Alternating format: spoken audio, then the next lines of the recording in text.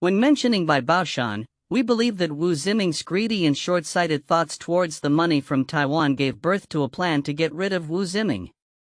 So, Bai Baoshan calmly told Wu Ziming, "I agree to go get the money in a few days, but we absolutely cannot separate. If we do, the mission will fail." Wu Ziming was somewhat skeptical of his words. On August 22, Bai Baoshan and Wu Ziming took a risk and headed to Urumqi. As expected, they encountered roadblocks everywhere near Urumqi, with strict police checks requiring all passenger packages to be opened. They couldn't possibly bring back so much money to Shihizi. They returned to the location where the gun was buried. Bai Baoshan dug out the handgun, concealed it on his person, but the long gun couldn't be carried. Then they retraced their steps to the 147th Division. With no other choice, Wu Ziming had to follow them to Beijing. This was the only way to get the money out of Urumqi. The next day, they began preparations to leave Xinjiang. However, Bai Baoshan suddenly suggested going to Tianqi for 2 days before leaving. This made Wu Ziming suspicious of Bai Baoshan. He expressed to his younger brother that if he didn't return within a month, he might not be alive anymore and left a contingency plan. He wrote down the home addresses of Bai Baoshan and Xie Zongfen and handed them to his father. On August 25, Bai Baoshan, Wu Ziming, and Xie Zongfen secretly set out at 6 a.m. Bai Baoshan had prepared a hammer and bought a small bottle of ergue too, filling it with gasoline after pouring out the liquor. The next day, the three arrived at the Tianqi scenic area, spent some time by the lake, and Xie Zongfen suggested going to see the snow-capped mountains. Wu Ziming agreed happily, and Bai Baoshan remained calm, following them as they climbed for nearly 2 hours, passing through the Daguoti pit and continuing to climb. When they reached halfway up Maya Mountain, Bai Baoshan suddenly said, "Too tired, let's take a break." Saying this, he sat on a large rock, and Wu Ziming also sat down, drinking some water and admiring the surrounding scenery.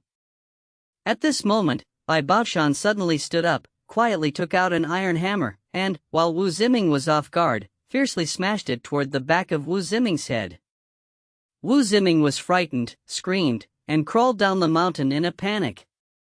Bai Baoshan chased after him relentlessly. Since Wu Ziming was desperately running away, Bai Baoshan reluctantly took out the gun and fired shots while chasing, finally causing Wu Ziming to fall. He fell into the grassy area dug by Bai Baoshan on the mountainside, a position where Xie Zongfen on the hillside couldn't be seen. Bai Baoshan was worried that Wu Ziming wasn't dead, so he used the iron hammer to ruthlessly strike Wu Ziming's head until the skull caved in.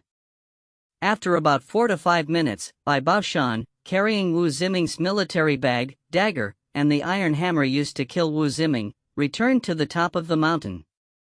He pulled out Wu Ziming's ID card, recorded the wristwatch, and then poured gasoline on Wu Ziming's face and upper body, igniting it with a lighter.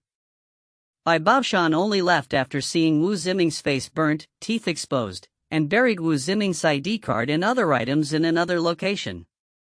After handling everything, Bai Baoshan, with Xie Zongfen, who had fainted, descended the mountain via another path and returned to Urumqi. They used Xie Zongfen's ID to check into a railway hotel, took Xie Zongfen to the train station, and bought a sleeper ticket to Beijing at a high price for the next day. On the day of the trip, the two went to Xinjiang University first, dug up the 1.3 million yuan buried there, and then went to the location where the gun was buried, burying the gun components separately in a narrow alley between waste items and insulation bricks. Around 11 a.m., Bai Baoshan, with Xie Zongfen and the huge sum of money, returned to room 510 of the railway hotel they had rented. Bai Baoshan took out 2 military vests he had purchased in advance, had Xie Zongfen dismantle the vests, sewed the money into the vests one bundle at a time, and then they both put them on. As the time was almost up, Bai Baoshan filled the bullets in the shotgun and wrapped the remaining bullets around him, as he had become suspicious the day before when buying the ticket. Although the atmosphere at the train station was tense, they only checked luggage and not people passing through. As long as he and Xie Zongfen looked calm, didn't show any flaws, and smoothly crossed the inspection line, there would be no problem with blending in with the crowd. Thus, the two carried their luggage, wearing vests filled with banknotes, took a taxi to the train station, and at this time during the peak ticket inspection period, they were inconspicuous in the crowd. Their luggage was fine, and they passed the inspection line smoothly. They then proceeded to check the tickets, board the train, and the train departed. Even after the train started, Baoshan remained vigilant until the train left Xinjiang before finally relaxing.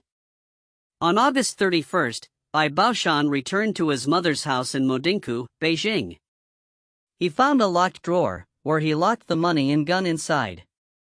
He took out 8%, about 110,000 yuan, and handed it to Xie Zongfen, instructing her to return to her hometown in Sichuan to lay low. After Xie Zongfen left, Baoshan immediately regretted it because this woman knew too much. If he was a little careless, he could get entangled. He decided to wait for Xie Zongfen to return and not show mercy. He had to get rid of her. So, on September 2nd, after seeing off Xie Zongfen, Baoshan spent a whole day fishing in the rain, and the next day he went to Beijing to tidy up the house. Considering his mother's hard life, Baoshan quietly handed her 10,000 yuan, claiming to have earned it from doing business in Xinjiang. The mother kept the money intact in a pink sock. After Baoshan was arrested, during the police search, the old lady handed over the money to the police, still intact. The news of the large-scale armed robbery at the border hotel shocked law enforcement agencies at all levels, and the police quickly rushed to the scene. At 2 p.m., the Urumqi Public Security Bureau held an emergency investigation meeting, believing that the August 19th and Shihizi cases had a coherent and causal relationship in the chronological sequence. The August 19th case reflected two perpetrators, and the Shihizi cases also indicated that the perpetrators were two individuals, using the same weapons, a long gun and a short gun. The August 19th case involved one long and one short gun, both types of guns appearing. Additionally, the technical examination of the shell casings at the scene showed complete consistency with the shell casings found at the Shihizi crime scene. The firearms used by the criminals in the August 19th case were the same as those in the Shihizi cases. Therefore, they immediately decided to merge the investigation of the Urumqi border hotel robbery and murder case with the Shihizi cases. On the morning of August 21st, the police in Shihizi discovered crucial clues while investigating the bag with a gun that was recovered from the August 19th crime scene. According to Lu Bing, the cobbler for the 147th Division, around 6 p.m. one afternoon in May or June, two men on a motorcycle came to sew the bags.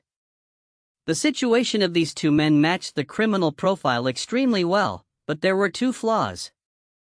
Firstly, Lu Bing was an employee of the 147th Division and knew Wu Ziming's entire family except for Wu Ziming himself.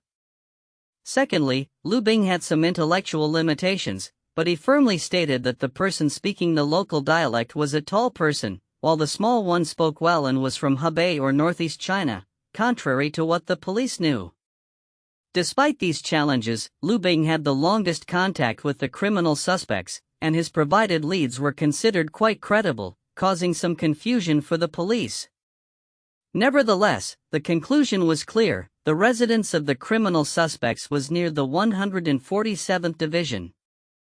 On August 22, 1997, based on the instructions from the Autonomous Region Public Security Department, the Shihizi Public Security Bureau adjusted its investigation focus, concentrating on the Xinjiang case of the 147th Division and the March 31 series of attacks on the military and police in Beijing.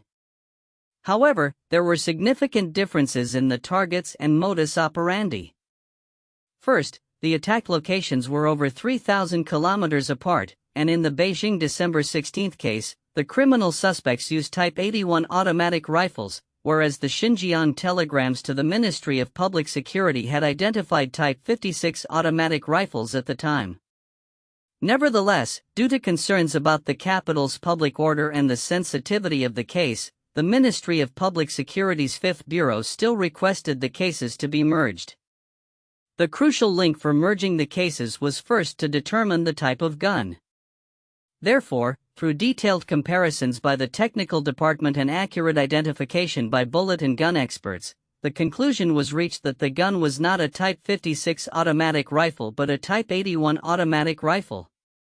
Based on this physical evidence, the cases that occurred in Xinjiang, Beijing, and Xiushui, Hebei were completely linked.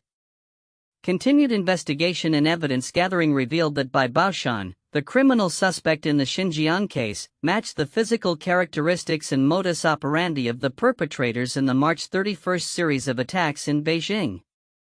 The police quickly expanded their efforts, and on September 10, 1997, the Shihizi Public Security Bureau received information about Bai Baoshan's whereabouts in Beijing.